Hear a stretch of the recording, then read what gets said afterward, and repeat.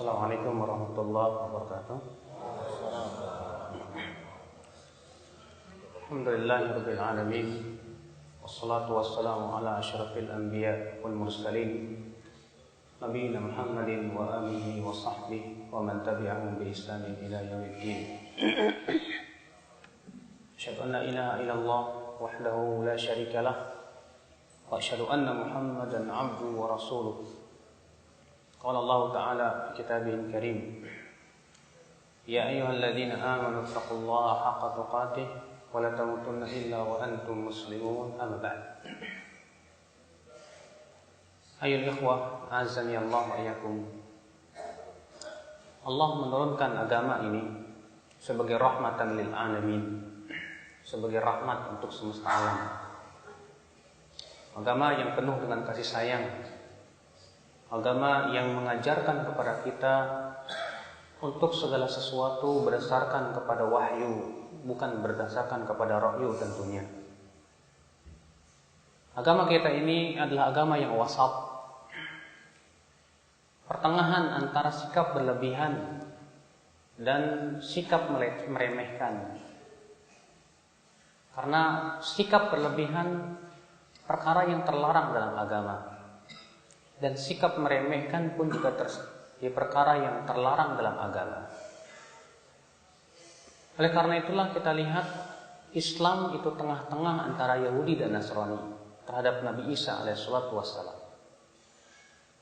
Orang Yahudi berkata bahwasannya Nabi Isa itu anak zina. Sementara orang Nasrani berkata bahwa Nabi Isa itu anak Tuhan. Sedangkan umat Islam berkata Nabi Isa itu adalah hamba Allah dan Rasulnya. Itulah sikap tengah-tengah yang diajarkan oleh Islam. Tidak gulu, tidak berlebihan, dan tidak terlalu meremehkan. Demikian pula Ahlus Sunnah wal Jamaah tengah-tengah di antara firqah-firqah yang ada. Dalam masalah takdir, Ahlus Sunnah tengah-tengah antara Qadariyah dan Jabariyah. Qadariyah berkata takdir itu tidak ada, segala sesuatu tidak ditakdirkan oleh Allah. Jabariyah berkata bahwa semua perbuatan manusia sudah ditakdirkan dan manusia tak punya kemampuan. Orang berbuat maksiat, Fir'aun pun juga masuk neraka. Semuanya sudah ketentuan dan Fir'aun tak punya kemampuan apa-apa. Manusia pun tak punya kemampuan apa-apa. Bagaikan jarum jam, tak mempunyai kemampuan apa-apa. Sedangkan Ahlus Sunnah tengah-tengah. Mereka mengatakan memang segala sesuatu sudah ditakdirkan oleh Allah. Akan tetapi Allah memberikan kepada manusia kekuatan dan kemampuan. Allah berfirman, wa hadainahum najdain. Dan kami berikan kepada manusia dua jalan, jalan ketakwaan dan jalan kefajiran. Manusia mampu meninggalkan maksiat, manusia mampu melaksanakan ketaatan. Yang melakukan keburukan secara hakiki adalah manusia, bukan Allah Rabbul Izzati wal Jalalah. Maka kalau Allah mengadab seorang hamba karena kemaksiatannya, Allah tidak zalim, tapi itu dengan keadilan Allah Subhanahu wa taala.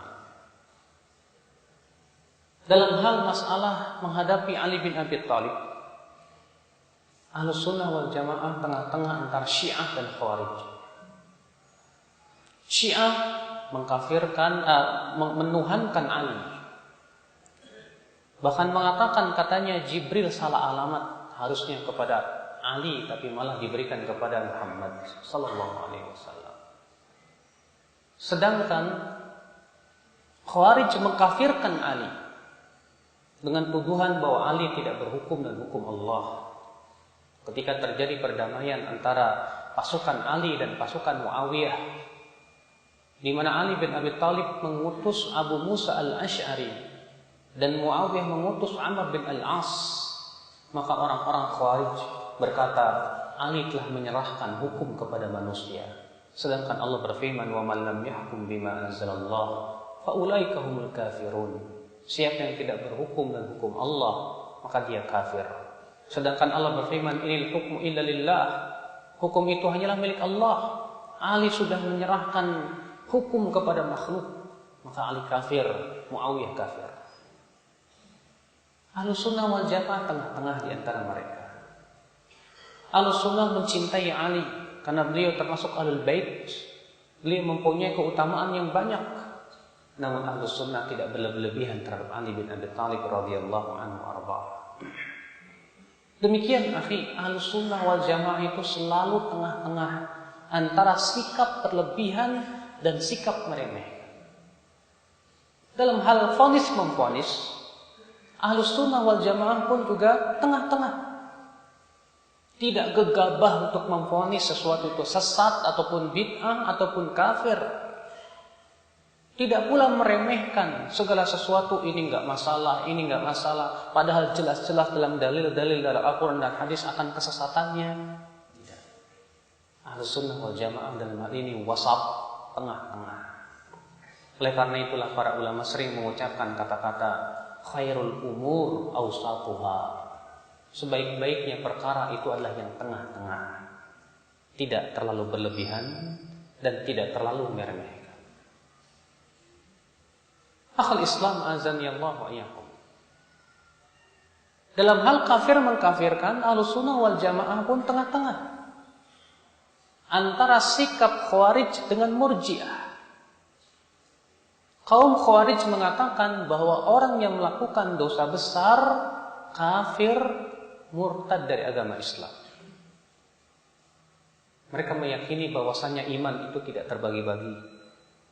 Mereka meyakini bahwa iman itu tidak bertambah dan berkurang. Maka orang yang kehilangan sebagian iman, hilang semua imannya. Kebalikannya Murji'ah. Murji'ah mengatakan, siapa yang mengucapkan 2 kalimat syahadat atau siapa yang yakin kepada Allah, maka dia imannya sempurna, walaupun dia berbuat dosa besar, walaupun dia berbuat syirik sekalipun juga. Jadi menurut mereka, menurut Murji'ah, perbuatan maksiat itu katanya tidak mempengaruhi keimanan seorang hamba. Dia berzina, dia mencuri, dia minum arak, itu tidak mempengaruhi keimanan. Selama dia mengucapkan 2 kalimat syahadat, selama dia yakin kepada Allah Subhanahu wa taala, maka itu tidak mempengaruhi. Subhanallah, 2 firqah yang saling bertabrakan satu sama lainnya. Yang satu terlalu berlebihan, yang satu terlalu meremehkan. Sedangkan Ahlussunnah wal Jamaah tengah-tengah di antara itu. Ahlussunnah tidak pernah mengkafirkan pelaku dosa besar. Ahlussunnah mengatakan bahwa pelaku dosa besar berkurang imannya, tapi tidak keluar dari iman sama sekali. Sehingga subhanallah, semua kaidah-kaidah Ahlussunnah ditetapkan oleh dalil-dalil yang jelas. Orang-orang Khawarij ketika mengkafirkan pelaku dosa besar, mereka berdalil dengan lahiriah hadis-hadis yang seakan menunjukkan kepada hal itu. Di antaranya hadis yang diriwayatkan Muslim, la yazni zani hina yazni wa huwa mu'min, wa la yasriqu as-sariqu hina yasriq wa huwa mu'min. Tidaklah orang yang berzina ketika ia berzina disebut mukmin, dan tidaklah seorang mencuri ketika ia mencuri disebut mukmin. Kata orang Khawarij, kalau dia tidak disebut mukmin, berarti dia kafir. Berarti pezina, pencuri, kafir, kata mereka. Sementara orang Murji'ah berpegang kepada hadis kebalikan. Di antaranya hadis sudah dikeluarkan Imam Muslim juga.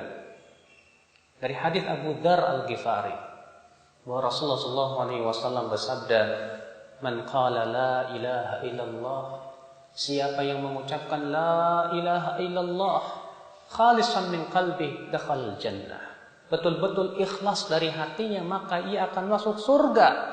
Kemudian Abu Dzar bertanya, wa in zana wa in sarak ya Rasulullah, walaupun dia berzina dan mencuri wahai Rasulullah? Kata Rasulullah, na'am wa in zana wa in sarak, ya, walaupun dia berzina dan mencuri. Kata Murji'ah, lihat, selama dia mengucapkan la ilaha illallah, walaupun berzina dan mencuri tidak mempengaruhi keimanannya, katanya. Dia tetap masuk surga. Ahlussunnah wal Jamaah mengkompromikan 2 hadis ini. Mereka berkata 2 hadis ini tidak bertabrakan. Adapun hadis yang pertama, tidaklah orang yang berzina ketika dia sedang berzina disebut mukmin. Artinya telah hilang kesempurnaan imannya, bukan hilang keimanannya sama sekali. Adapun hadis yang kedua, siapa yang meninggal dalam keadaan mengucapkan la ilaha illallah dengan penuh keikhlasan dari hatinya, ia masuk surga walaupun dia berzina dan mencuri. Artinya dia mendapatkan keamanan mutlak. Ya, mutlakul aman. Artinya dia hanya sebatas mendapatkan jaminan masuk surga, namun tidak mendapatkan jaminan bahwa dia selamat dari api neraka sama sekali. Betul dia akan masuk surga, tapi karena perbuatan dia zinanya, mencurinya, Allah akan azab dulu. Kemudian setelah itu dimasukkan ke dalam surga. Maka dari itulah subhanallah, akhwat Islam, Ahlus Sunnah wal Jamaah itu selalu tengah-tengah. Tidak pernah berlebih-lebihan, tidak pula ia terlalu melecehkan. Dalam masalah kafir mengkafirkan, Ahlus Sunnah wal Jamaah bukan orang yang mudah mengkafirkan. Tapi Ahlus Sunnah wal Jamaah pun bukan orang yang meremehkan dalam masalah kafir mengkafirkan. Orang yang sudah jelas-jelas kafir ya pasti kafir. Seperti orang Yahudi, orang Nasrani, kafir. Mau keluar dari millatul Islam.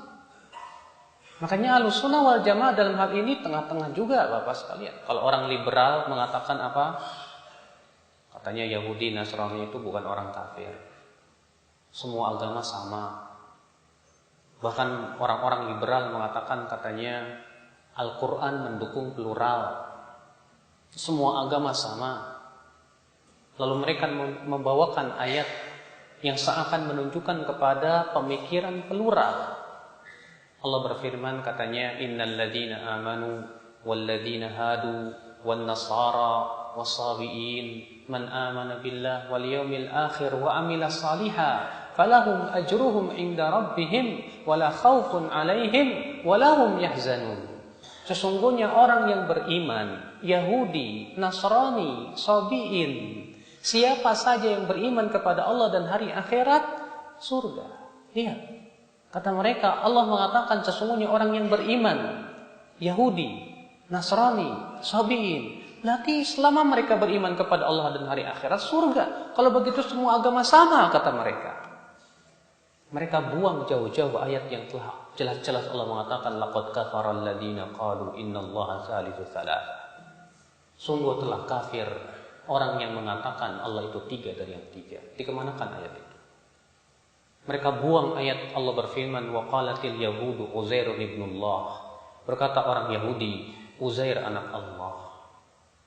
Mereka buang hadis Nabi SAW di mana Allah Rasulullah bersabda, la yasma'u bi yahudiyyun wala nasraniyyun thumma lam yu'min bima ji'tu bih illa min ashabin nar. Tidaklah ya seorang Yahudi, tidak pula orang Nasrani mendengar tentang ajaranku lalu ia tidak beriman kepada ajaranku ini kecuali ia pasti masuk ke dalam api neraka. Dikemanakan hadis-hadis dan ayat itu? Orang liberal itu mengambil satu ayat, buang ayat yang banyak. Karena kebetulan ayat ini sesuai dengan hawa nafsunya. Padahal para ulama besar kita ketika menafsirkan ayat itu seperti Imam Abu Ja'far At-Tabari dalam tafsirnya beliau mengatakan, adapun maksud ayat tadi innal ladzina amanu wal ladzina hadu wan nasara was-sabiin, sesungguhnya orang yang beriman, orang Yahudi, orang Nasrani, kata beliau, yaitu mereka yang beriman kepada Nabi mereka sebelum Rasulullah SAW diutus. Adapun setelah Rasulullah SAW diutus, mereka wajib beriman kepada Nabi Muhammad SAW. Sebagaimana Rasulullah SAW sabda, "Lau kana Musa hayyan, ma wasi'ahu illa ittiba'i." Kalaulah Nabi Musa masih hidup, dia harus menjadi pengikutku, kata Rasulullah SAW. Ikhwatul Islam, azani Allah wa iyyakum. Nah, orang-orang liberal tidak mengkafirkan Yahudi, tidak Nasrani, padahal jelas-jelas Allah sudah mengkafirkan dalam Al-Quran. Maka kita mengkafirkan orang-orang yang sudah jelas oleh Allah dan Rasulnya kafirkan. Wajib kita kafirkan. Bahkan kata para ulama, siapa yang ragu untuk mengkafirkan orang yang jelas-jelas Allah dan Rasulnya telah mengkafirkan, maka barangkali ia sejenis dengan mereka. Ikhwatul Islam azanillahu wa iyyakum.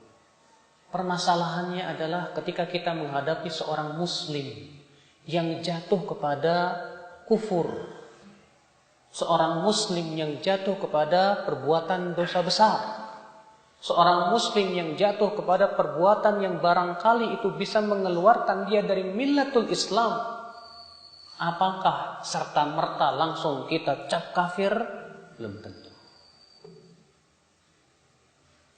Di dalam hadis-hadis Nabi Shallallahu Alaihi Wasallam akan kita dapati bagaimana Rasulullah Shallallahu Alaihi Wasallam begitu berhati-hati dalam masalah kafir mengkafirkan. Oleh karena itulah Al-Imam Al-Qurtubi berkata, babut takfir, babun khatir, aqdama alaihi al-kathir fasaqaqu, wa amsaka minhu al-fuhul fasalimu, wa la na'dilu bisalamati syai'an. Bab masalah kafir mengkafirkan itu bab yang sangat berbahaya. Banyak orang berani mengkafirkan, ia jatuh kepada kesalahan.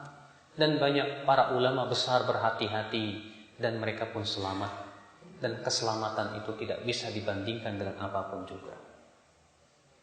Oleh karena itu Rasulullah SAW mewanti-wanti. Dia bersabda, hadis ini sahih riwayat Muslim. Man qala li akhihi ya kafir. Siapa yang mengatakan kepada saudaranya hai kafir, faqad ba'a biha ahaduhuma, maka akan kembali kepada salah satunya. Fa in kana kama qal, kalau ternyata yang dituduh kafir itu memang kafir, masuk tuduhan itu kepada dia.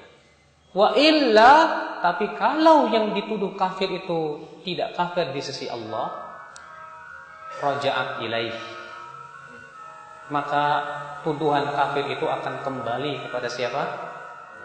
Kepada orang yang menuduhnya. Subhanallah ya ikhwatul Islam azanillahu wa iyyakum. Rasulullah SAW mengatakan kalau salah tuduhan itu, maka tuduhan itu akan kembali kepada orang yang melakukannya, yang menuduhnya. Al-Imam An-Nawawi rahimahullah dalam syarah Sahih Muslim ketika menafsirkan sabda Rasulullah SAW tadi akan kembali kepada yang mengucapkannya, beliau berkata artinya Allah akan seret orang yang menuduh tersebut kepada perbuatan yang sama. Dan ini merupakan ukubah ya akhi, sanksi dari Allah yang berat terhadap orang seperti itu, yang mudah mengkafirkan orang lain. Ikhwata Islam azanillah wa iyyakum. Ketahuilah, orang yang jatuh kepada kekafiran dari kaum muslimin tidak boleh kita kafirkan kecuali apabila terpenuhi 4 syarat, kata para ulama. Apa syaratnya? Yang pertama, an yakuna balighan aqilan. Dia orang yang balik dan berakal, bukan anak kecil atau orang gila. Kalau anak kecil dia belum mukallaf. Orang gila kehilangan taklif. Kalau misalnya ada orang gila mengucapkan kata-kata kufur, kemudian antum kafirkan, barangkali antum sama-sama gila sama dia. Masa orang gila dikafirin, mas? Ya. Syarat yang kedua kata para ulama, an yakuna mukhtaran ghaira mukrah. Ketika dia melakukan kekafiran itu tidak dipaksa dan tidak terpaksa. Dia lakukan itu dengan sukarela. Sebagaimana dalam kisah Ammar, ketika Ammar bin Yasir dipaksa untuk mengucapkan kata-kata kufur, dia disiksa, akhirnya Ammar bin Yasir terpaksa mengucapkan kata-kata kufur. Kemudian Allah turunkan mengenai Ammar bin Yasir ini. Allah berfirman, illa man ukriha wa qalbuhu mutmainnun bil iman, walakin man syaraha bil kufri sadra fa alaihim ghadabun minallah. Kecuali orang yang dipaksa sementara hatinya tenang dengan keimanan. Akan tetapi yang berbahaya itu kata Allah, mereka yang melakukan kekafiran dalam keadaan hatinya penuh sukarela, maka atas mereka lah kemurkaan Allah Subhanahu wa taala. Jadi ini syarat yang kedua, Pak. Yang kedua apa? Dia melakukan perbuatan itu dalam keadaan dia ridho, bukan dipaksa, bukan terpaksa. Yang ketiga, kata para ulama, antaquma alaihil hujjah. Sudah tegak hujjah kepada dia. Adapun kalau belum tegak hujjah pada dia, maka belum bisa kita kafirkan apa Islam azan ya Allah ya. Oleh karena itulah Allah Ta'ala berfirman, wa ma kunna mu'adzibina hatta nab'atha rasula. Tidaklah kami akan mengadab suatu kaum kecuali kami utus dulu seorang rasul kepada dia. Artinya Allah tegakkan dulu hujjah kepada dia. Makanya harus tegak hujjah dulu, Pak. Oleh karena itu Allah mengutus para rasul untuk apa? Menegakkan hujjah. Allah menurunkan Al-Quran untuk apa? Menegakkan hujjah. Menegakkan hujjah kepada siapa? Kepada manusia. Makanya di zaman Rasulullah SAW, ya, ada orang-orang yang tidak paham itu perbuatan syirik, kemudian jatuh kepadanya, tapi Rasulullah tidak mengkafirkannya. Kenapa? Karena kebodohan mereka, belum tegak kepada mereka hujjah. Saya bawakan hadisnya, diantaranya hadis yang dikutip Imam Tirmidzi, demikian pula Imam Ahmad dalam musnadnya, bahwasanya Rasulullah SAW pulang dari sebuah peperangan. Lalu ada seorang jariyah, budak wanita, menyambut Rasulullah SAW sambil memukul rebana dan mengatakan, wa fina nabiyyun ya'lamu ma fi ghadin. Pada kami ada seorang nabi yang tahu apa yang akan terjadi di masa depan. Padahal ini kalimat-kalimat kufur, Pak. Mengatakan Rasulullah tahu yang gaib, sama saja mensifati Rasulullah dengan sifat Allah, bahwa Rasulullah tahu yang gaib. Tapi apakah Rasulullah mengkafirkan? Tidak. Rasulullah hanya mengatakan, qulu biqaulikum. Ya. Kamu jangan berlebihan, ucapkan yang sewajarnya. Innama ana abdun, aku ini hamba Allah. Faqulu Abdullah wa rasuluh. Ucapkan saja hamba Allah dan Rasulnya. Jangan berlebihan seperti itu.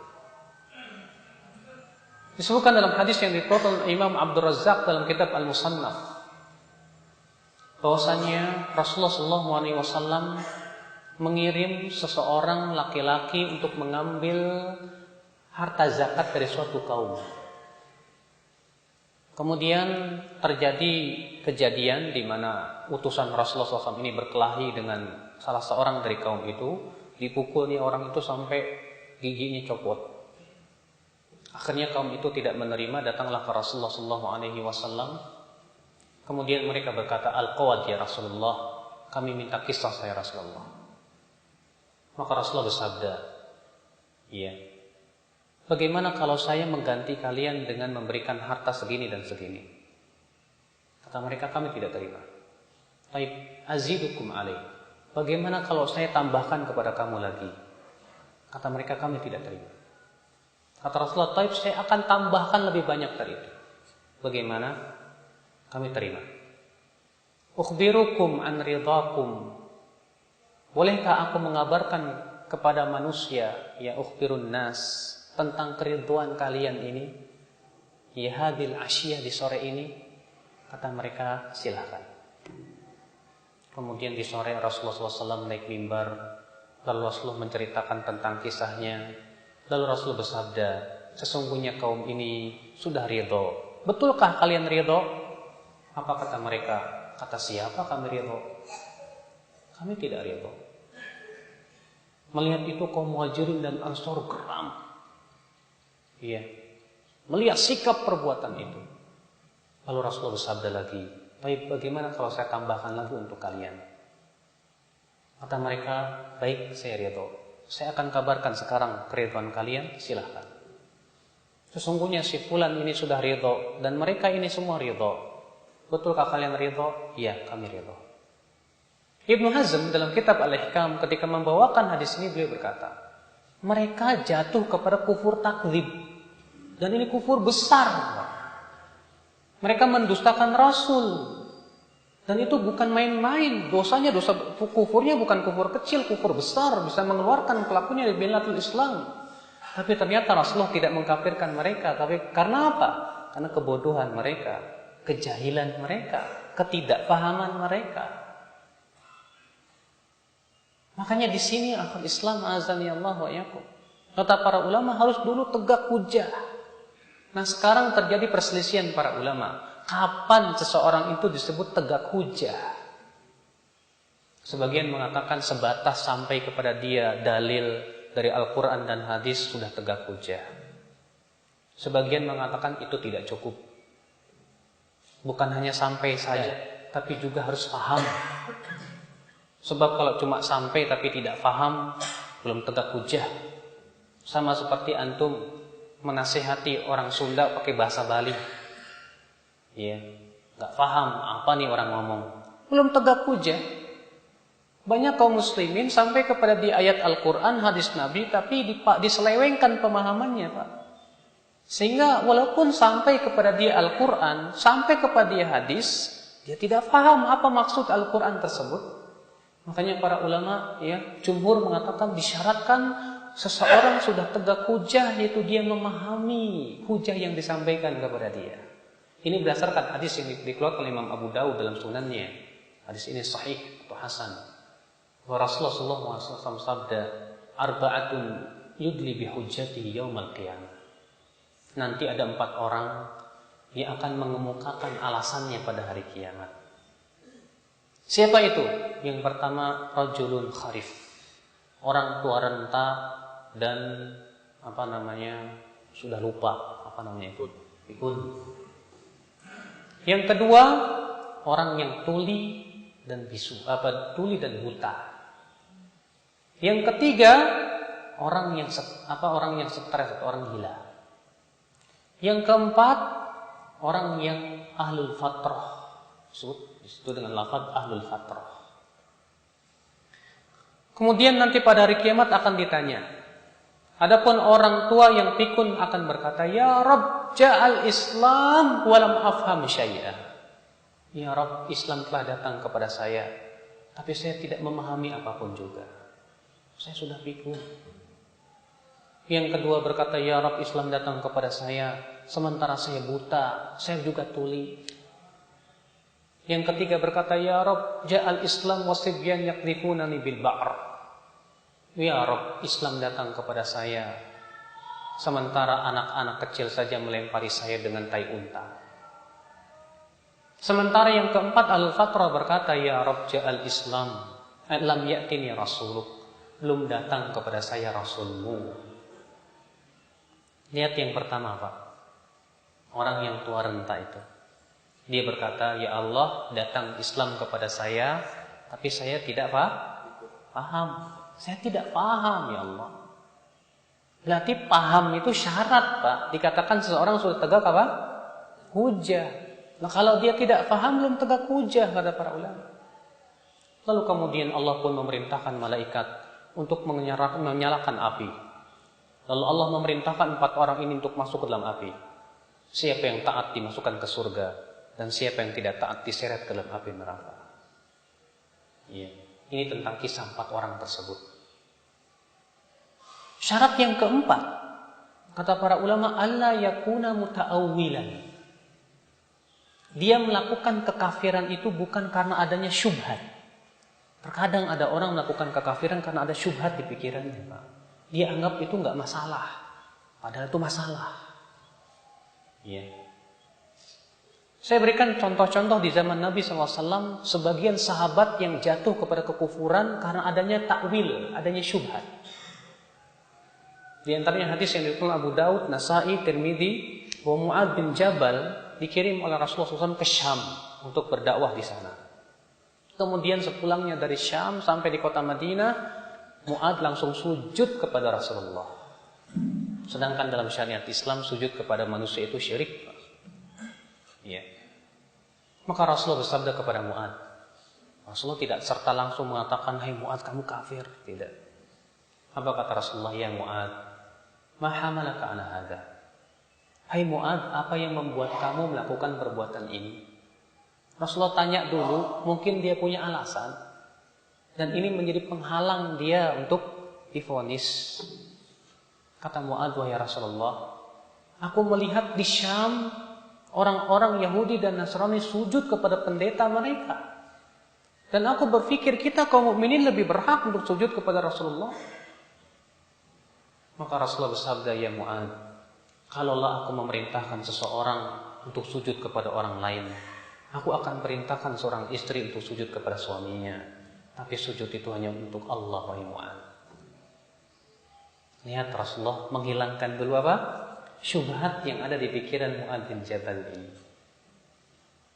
Kisah yang kedua, kisah Hatib bin Abi Balta'ah yang mengkhianati Allah dan Rasulnya dengan mengirim surat untuk saudaranya di Mekah. Waktu itu Rasulullah SAW berencana ingin menguasai kota Mekah dengan pasukan 10.000 yang sudah disiapkan oleh Rasulullah SAW, yang kemudian dikenal dengan apa? Fatu Mekah. Rasulullah SAW menyuruh para sahabat merahasiakan, jangan sampai kabar ini sampai ke Mekah. Tapi rupanya Hatib bin Abi Balta'ah berpikir, waduh, nanti bagaimana keluarga saya yang ada di Mekah? Padahal keluarganya masih kafir, Pak. Hatib berpikir bagaimana caranya menyelamatkan keluarga yang ada di Mekah. Akhirnya dia menulis surat diam-diam, dititipkannya pada seorang wanita. Lalu wanita itu memasukkannya di sela-sela rambutnya. Pergilah wanita itu dengan untanya ke Mekah. Tapi Allah mewahyukan melalui malaikat Jibril bahwa Hatib telah mengirimkan sesuatu kepada kaum musyrikin. Rasulullah mengirim beberapa orang, dikejarnya wanita itu, dipaksanya untuk mengeluarkan surat itu. Akhirnya dikeluarkan juga. Dipanggil Rasulullah Hatib. Ya.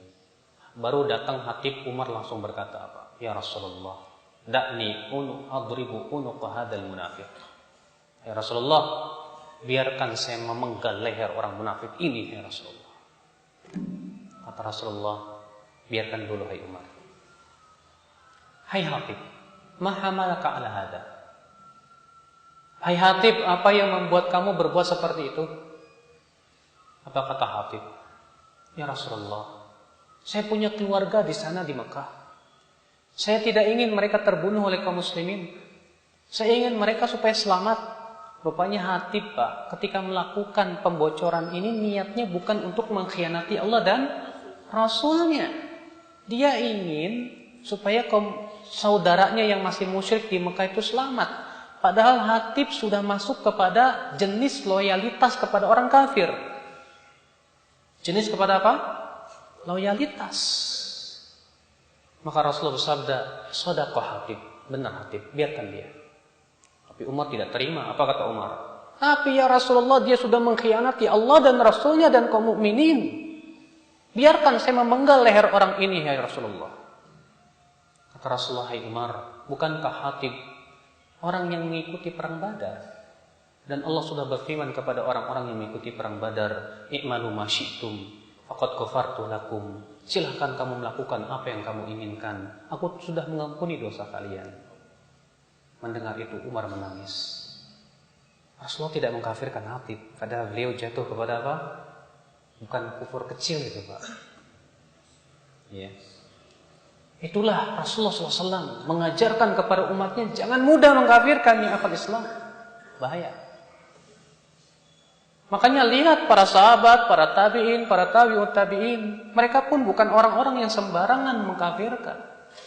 Mereka sangat hati-hati sampai-sampai Ibnu Hubairah Al-Wazir, Ibnu Hubairah, ya, ketika berbicara tentang masalah kafir mengkafirkan, beliau membawakan sebuah kaidah. Apa kata beliau? Al-khata fil afwi khairun min al-khata fil afwi khairun min al-khata fil uqubah.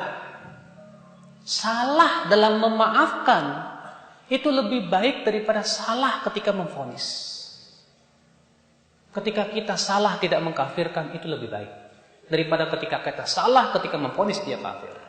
Sebab kalau kita salah ketika kita memvonis dia kafir, maka kekafiran itu akan kembali kepada diri kita. Lihat di zaman Imam Ahmad bin Hanbal. Imam Ahmad mengatakan, man qala bi annal Qur'ana makhluqun faqad kafar. Siapa yang mengatakan bahwa Al-Quran itu makhluk, maka dia kafir. Kata siapa? Kata Imam Ahmad bin Hanbal. Tapi Imam Ahmad ketika ditanya tentang Khalifah Ma'mun, padahal Khalifah Ma'mun tegas mengatakan Al-Quran itu makhluk. Ketika ditanya tentang Ibnu Abi Duat, pentolannya Mu'tazilah, yang jelas-jelas menyeru kepada akidah ini, Al-Quran itu makhluk.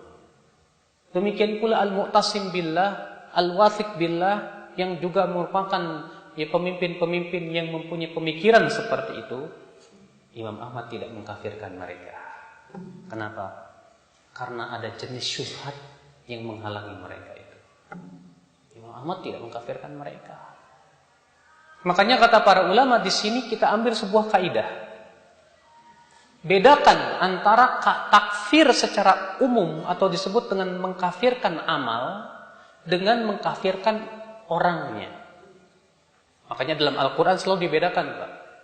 Dan para ulama pun dalam masalah ini pun membedakan antara takfir am, mengkafirkan secara umum, yaitu yang dikafirkan amalnya, dengan mengkafirkan secara individu yang dikafirkan pelakunya.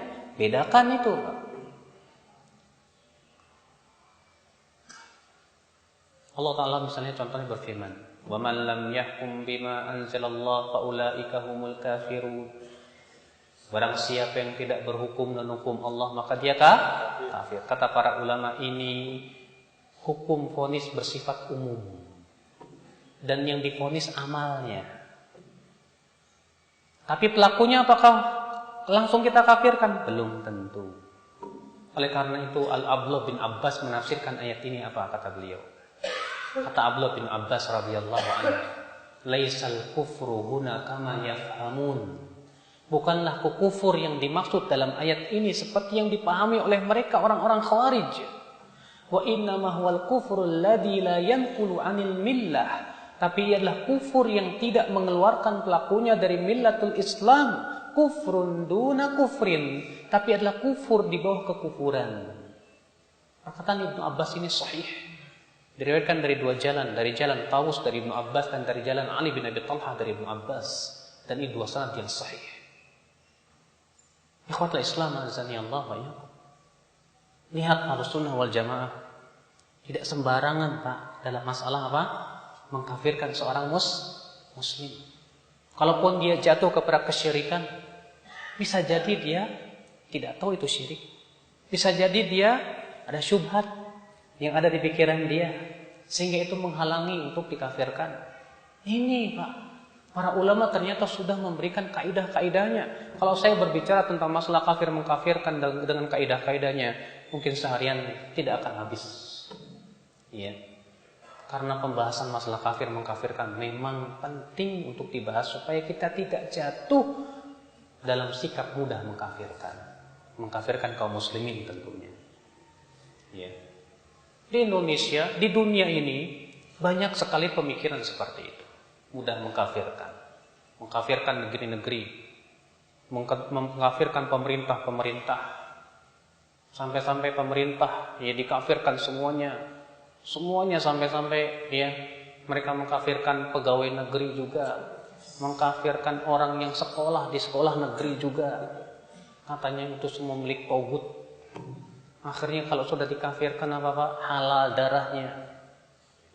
Padahal dalam Islam orang kafir yang dalam perlindungan kaum muslimin saja tidak boleh dibunuh. Iya. Orang kafir yang mengadakan perdamaian dengan kaum muslimin saja tidak boleh dibunuh. Sampai Rasulullah bersabda, "Man qatala mu'ahadan lam yarah raihatal jannah." Siapa yang membunuh orang kafir yang mengadakan perdamaian dengan kaum mukminin, maka dia tidak akan mencium bau surga. Inilah ya akhwat Islam fenomena. Kalau sudah mudah mengkafirkan, pastilah konsekuensinya apa? Penghalalan darah, menghalalkan harta. Ya.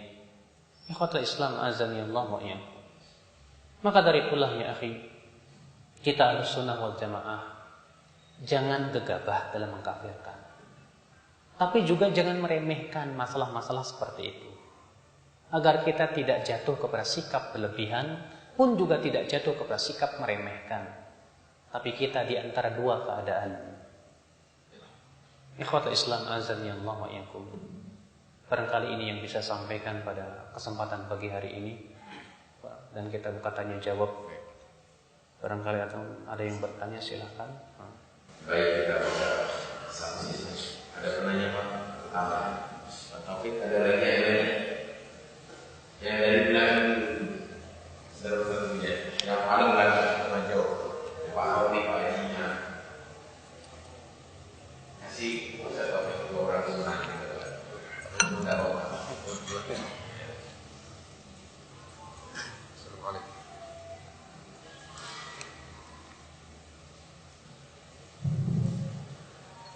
Assalamualaikum warahmatullahi wabarakatuh. Assalamualaikum. Terima kasih atas kesempatan yang saya. Sangat berbahagia karena sekarang ini memang banyak yang mudah mengkabulkan kepada saudara kita sendiri. Itu saya katakan tadi antara salah satu syarat untuk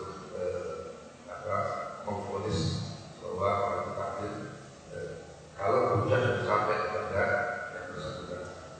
Tapi bagaimana kalau orang yang diberikan hujah dengan Allah dengan hadis, tetapi ya bahasanya meyel lah, yang sudah masuk pada yang diceritakan oleh Allah sendiri, ya.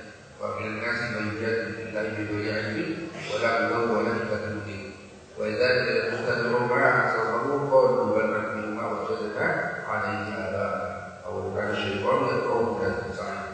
Nah, kalau sudah sampai ke tahap itu sendiri diberikan kamu terdapat ini berkaitan syirik misalnya, dan diberikan hujah. Apa dasarnya kita mengatakan bahwa itu syirik dan berikan hujahnya?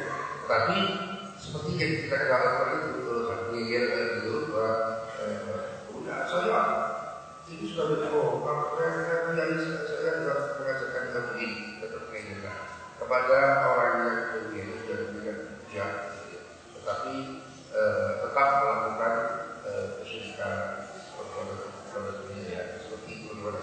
Ya, terima kasih. Assalamualaikum. Biar dua penanya saja. Baik, satu Pak yang ke depan Pak Emil, biar agak mendekat.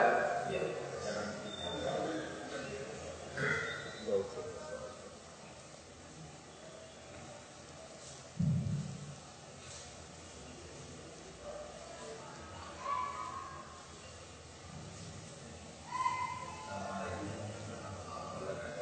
Assalamualaikum warahmatullahi wabarakatuh.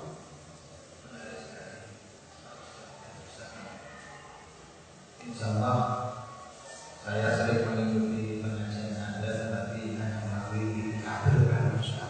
Setelah saya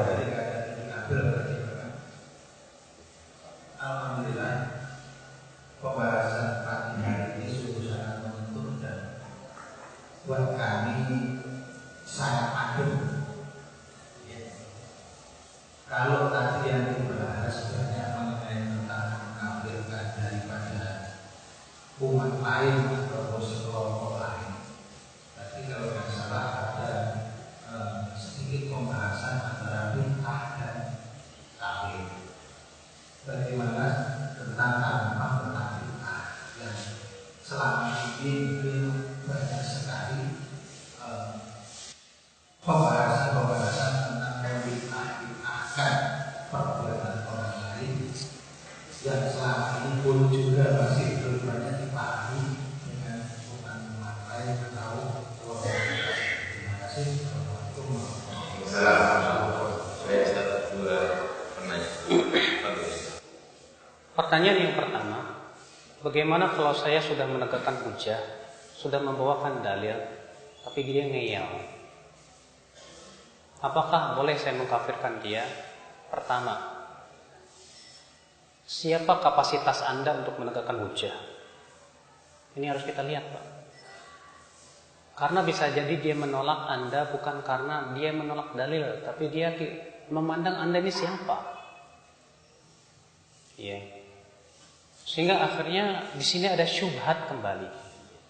Makanya kata para ulama, al-hudud tudra'u bisyubuhat.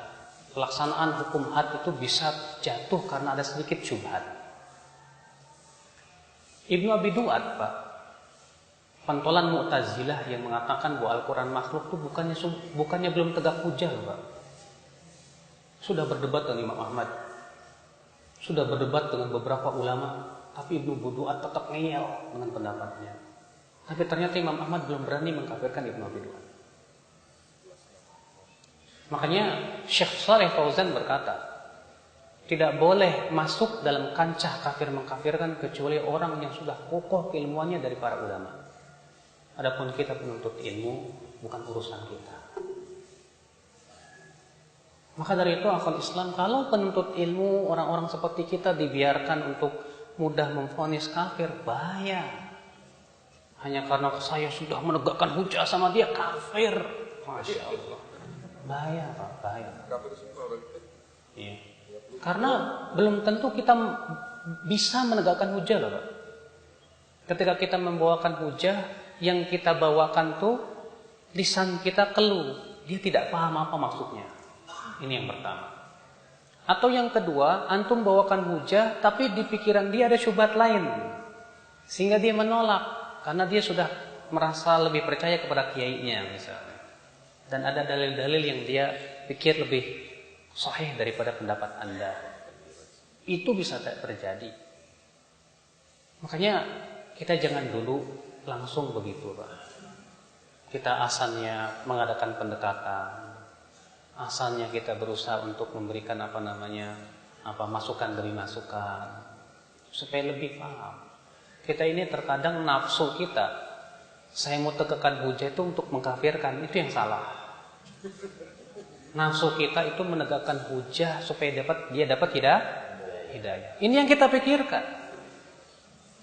Kalau kita pengennya nafsunya udah, pokoknya saya sudah tegak hujah, kafir dia kafir. Kalau udah mengkafirkan udah kayaknya bangga gitu.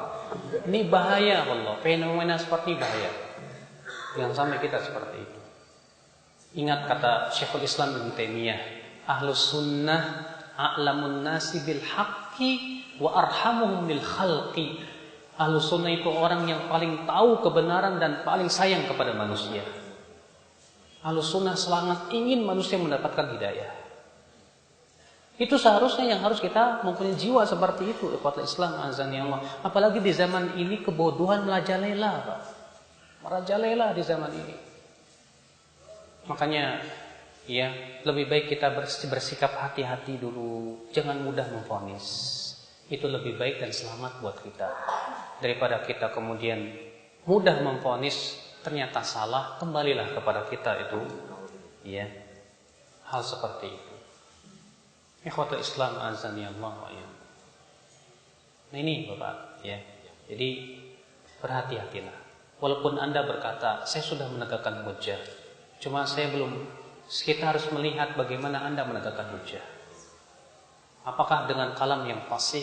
Apakah memang orang yang disampaikannya betul-betul paham atau belum? Kita belum tahu. Karena disitulah akal Islam azani Allah, ya, kehati-hatian itu harus lebih ekstra lagi. Ya, dengan bukti lihat Ibnu Abi Duat sudah ditegakkan hujah oleh Imam Ahmad bin Hanbal. Bahkan pernah debat dengan Imam Ahmad. Demikian pula dengan beberapa ulama Ahlussunnah yang lain. Tapi Ibnu Abi Duat ngeyel. Ternyata Imam Ahmad belum berani mengkafirkan Ibnu Abi Duat. Belum berani. Karena syubhatnya begitu kuat dalam pikiran dia. Hati-hati. Adapun yang kedua, kalau masalah pembicaraan bid'ah panjang benar Pak.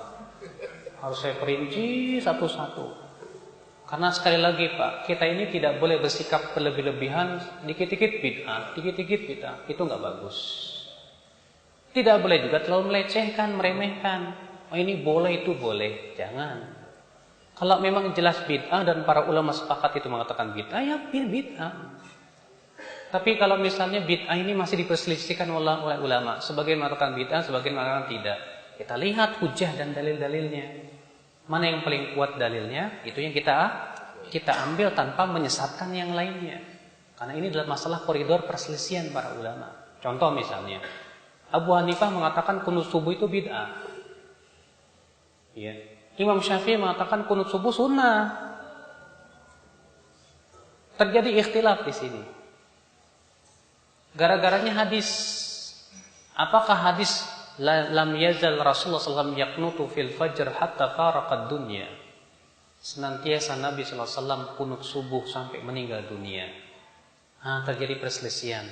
Karena di dalam sanadnya ada seorang yang bernama Isa bin Mahan, Abu Ja'far Ar-Razi. Ya. Apakah dia perawi yang thiqah dipercaya atau dia perawi yang lemah? Imam Syafi'i mengatakan dia perawi yang thiqah. Ya, terlebih Abu Ja'far Ar-Razi ini dianggap thiqah oleh 5 ulama yang lain. Abu Hatim, Yahya bin Ma'in, ya. Kemudian Ibnu Yunus Ar-Ramli, kemudian Ali bin Madini, dan satu lagi saya lupa. Sementara sebagian seperti Abu Zur'ah mengatakan dia seorang yang buruk hafalannya. Demikian pula Ibnu Hibban mengatakan demikian. Dan Al-Hafidz Ibnu Hajar mengatakan Abu Ja'far Ar-Ramli, Abu Ja'far Ar-Razi ini saduq, ya, sayyi'ul hifdz. Dia saduq tapi buruk hafalannya. Nah, terjadi perselisihan gara-gara siapa? Abu Ja'far Ar-Razi, Isa bin Mahan ini. Apakah dia seorang perawi yang thiqah atau tidak? Imam Syafi'i mengatakan thiqah, diterima. Makanya Imam Syafi'i mengatakan kunut subuh sunnah. Sementara jumhur mengatakan tidak. Ya, Abu Ja'far Ar-Razi buruk hafalannya tidak bisa diterima. Abu Hanifah berhujah dengan dalil lain, hadis Abu Malik, bahwa Abu Malik bertanya kepada ayahnya, "Wahai ayahku, apakah Rasulullah dahulu engkau sholat di belakang Rasulullah, Abu Bakar, Umar dan Utsman? Apakah mereka dahulu kunut subuh?" Kata ayahnya, "Hai anakku, muhdas, itu semua diada-adakan." Maka Abu Hanifah mengatakan berdasarkan hadis ini kunut subuh bid'ah. Imam Syafi'i mengatakan itu kan sepengetahuan Abu Malik. Tapi ada hadis dan kaidah mengatakan al-mutsbit muqaddam 'ala nafi, yang menetapkan lebih dahulukan daripada yang mengatakan tidak ada. Terjadi perselisihan. Maka dalam hal ini Pak, kita hanya sebatas merojihkan saja tanpa menyesatkan yang lainnya. Tidak boleh. Karena ini masalah bid'ah yang masih diperselisihkan oleh para ulama. Bahkan kebanyakan ahli hadis sebatas mengatakan tidak disyariatkan tapi tidak sampai kepada jatuh bid'ah. Ini terjadi ikhtilaf para ulama dalam masalah ini. Maka dari itu kita harus paham betul duabit di sana. Tidak setiap perselisihan ulama memang bisa kita hormati, betul. Contoh misalnya Abu Hanifah mengatakan arak itu yang terbuat dari anggur saja. Selain anggur tidak disebut arak. Sementara jumhur mayoritas ulama mengatakan arak itu setiap yang memabukkan. Baik anggur, rambutan, kurma, selama itu sudah sampai tingkat memabukkan, maka itu disebut apa? Arak. Ya. Maka itu disebut arak. Hadis jumhur lebih kuat. Di mana Rasulullah bersabda, "Kullu muskirin khamrun wa kullu khamrin haram." Setiap yang memabukkan itu arak dan setiap arak itu haram. Sekarang Pak, kalau ada pemuda mabuk, terus antum ingkarin, "Mas, kok kamu nggak mabuk?" Anda hormati pendapat Abu Hanifah. Saya ini mabuknya bukan dari anggur, Mas. Ini arak rambutan. Kita katakan, maaf, Abu Hanifah salah dalam hal ini. Ulama bukan maksum, bukan nabi. Ulama tidak bersih dari kesalahan. Abu Hanifah telah bertabrakan dengan hadis yang sahih dalam hal ini. Tidak bisa kita terima. Nah di sini Pak ya, segala sesuatu harus kita letakkan pada tempatnya masing-masing dengan hujah-hujah segala sesuatu. Ya, menghadapi bid'ah, di sana bid'ah yang masih ada yang diperselisihkan, ada juga bid'ah yang memang itu sudah menjadi kesepakatan para ulama. Ya. Kalau memang para ulama sudah sepakat itu bid'ah, masa kita mengatakan boleh? Berarti kita sudah menyelisihi ijma. Sedangkan menyelisihi ijma dosa. Tapi kalau para ulama masih berselisih, nah dalam keadaan seperti itu apa yang kita lakukan? Kita lihat hujah-hujahnya.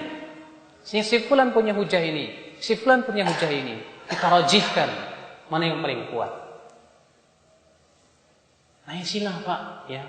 Kita ini harus bisa bersikap bagaimana kita menghadapi perselisihan. Mana perselisihan yang bisa kita terima dan mana perselisihan yang kita tidak bisa terima. Sesuai dengan hujah-hujah yang kita lihat. Tapi memang Pak, kalau jadi orang awam tuh nggak enak Pak. Kenapa? Karena jadi orang awam tuh setiap melihat perselisihan bingung Pak. Ini katanya begini, ini katanya begini, yang benar mana sih? Pusing saya. Akhirnya terkadang suka mencetuskan kata-kata apa?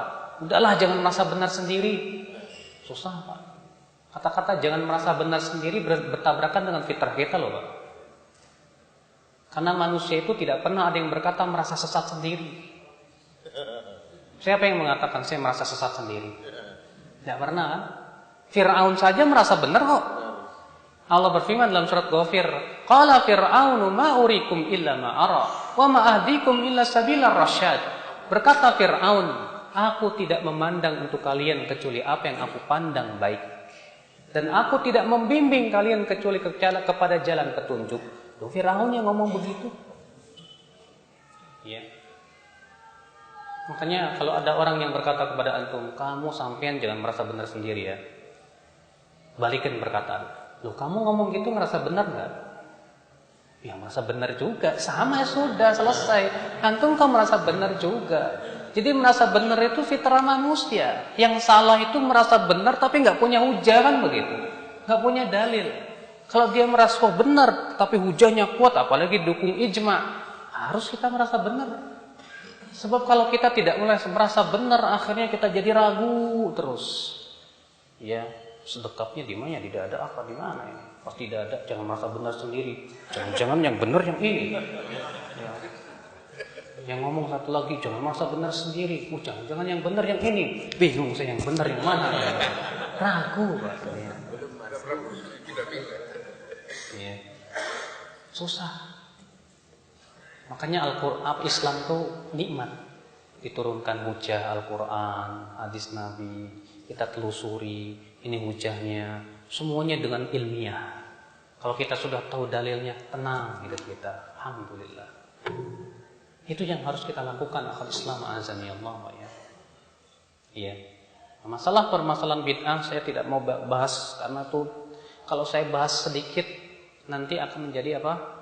Panjang urusannya Pak. Di sana ada perincian-perincian yang harus didetailkan. Ya, diletakkan pada masing-masingnya. Ya. Allah Allah. Ada closing statement. Iya. Cukup ya. Kenapa? Ada kata-kata terakhir Atau mungkin ya sekali lagi dari saya bahwa orang yang jatuh kepada kufur akbar tidaklah ahlus sunnah orang yang mudah mengkafirkan. Dan yang perlu diketahui juga, hatta kepada orang kafir pun ahlus sunnah wal jamaah sikapnya sangat rahmat lil alamin. Karena itu yang diajarkan oleh Islam. Karena tujuan diturunkannya Islam adalah untuk memberikan hidayah kepada manusia. Ya. Di Bali ini mungkin umat Islam minoritas. Ya, jangan hanya karena wah itu orang kafir. Ya, mayoritas ayo kita perangi. Bukan begitu Islam. Islam ingin berpikir bagaimana supaya mereka dapat hidayah. Bagaimana saya bisa dakwahi mereka satu persatu. Bagaimana saya berusaha untuk menyampaikan hidayah kepada mereka. Ini yang kita pikirkan, Pak. Ya. Walaupun kita minoritas, tapi kita harus semua berpikir bagaimana supaya mengajak ya mereka kepada apa? Islam. Saya masih ingat, Pak, kisah kemarin sekitar setahun yang lalu. Ya, ada orang barat pakai jubah. Saya ketemu sama dia. Dia cerita ke saya pakai bahasa Inggris. Kebetulan dia sama temannya. Ya. Saya Amerika asli. Saya tadinya tentara dan ikut perang di Kuwait waktu itu Irak mau mencaplok Kuwait kan.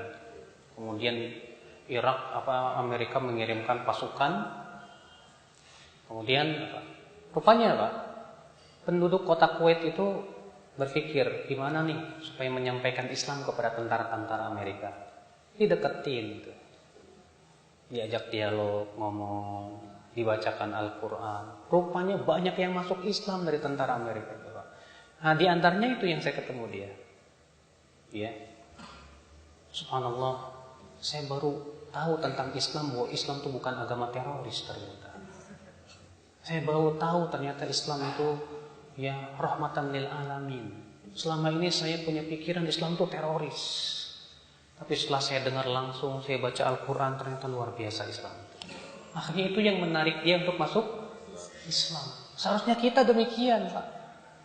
Kita ini umat Islam butuh kepada akhlak, Pak. Akhlak. Karena umat Islam di zaman sekarang ini tidak bisa mewakili Islam. Ya. Agama Islam itu kalau dipelajari luar biasa, Pak. Tapi masalahnya kita tidak bisa mengaplikasikan Islam dalam kehidupan kita. Ya, dalam masalah amanahnya kita kurang, disiplinnya kita kurang. Masalah ya berbagai macam hal-hal yang sifatnya dalam kehidupan, muamalah. Nah, disinilah akal Islam menjadi sebuah pelajaran buat kita. Sekali lagi, Islam itu agama yang penuh dengan rahmat, bukan agama teroris, bukan agama yang mengajarkan arogan, tidak. Karena tujuan Allah mengutus para rasul, hudan linnas, untuk memberikan hidayah kepada manusia. Barangkali ini saja. Mudah-mudahan yang sedikit ini bermanfaat, yang benar semuanya dari Allah, yang salah dari saya pribadi. Aku qouli hadza, subhanakallah bihamdik, asyhadu an la ilaha illa anta, astaghfiruka wa atubu ilaik. Wassalamualaikum warahmatullahi wabarakatuh.